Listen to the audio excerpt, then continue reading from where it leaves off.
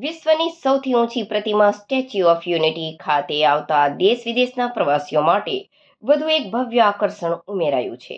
પ્રવાસીઓની વધતી માંગને ધ્યાનમાં રાખીને નર્મદા નદીમાં 600 પ્રવાસીઓની ક્ષમતા ધરાવતી અત્યાધુનિક ક્રૂઝનું સફળતાપૂર્વક લોન્ચિંગ કરવામાં આવ્યું છે.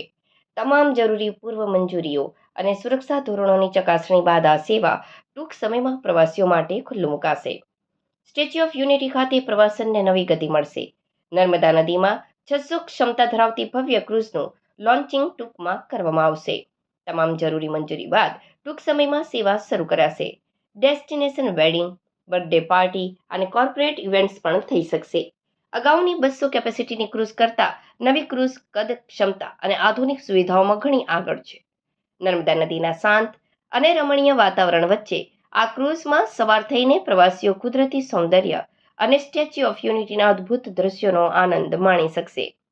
આ નવી ક્રૂઝ માત્ર બોટિંગ પૂરતી મર્યાદિત નથી, પરંતુ તેને બહુમુખી ઉપયોગી માટે ડિઝાઇન કરવામાં આવી છે.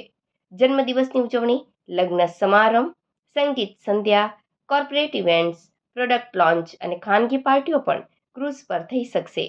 ક્રૂઝમાં ખાસ પ્રકારની આકર્ષક ડેકોરેટિવ લાઇટિંગ કરવામાં આવી છે, જે સાંજ અને રાત્રિના સમયે નર્મદાના નીરમાં એક અલૌકિક દ્રશ્ય ઊભું કરશે.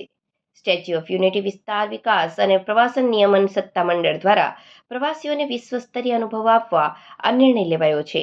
અગાઉ 200 ક્ષમતા ધરાવતી ક્રૂઝને મળેલા અદ્ભુત પ્રતિસાદ બાદ આ મોટો નિર્ણય લેવાયો છે. આ નવી સુવિધાથી ગુજરાતના પર્યટન ક્ષેત્રે બૂસ્ટર ડોઝ મળશે. સાથે સાથે સ્થાનિક કક્ષાએ રોજગારી અને આર્થિક પ્રવૃત્તિઓને પણ નવો વેગ મળશે.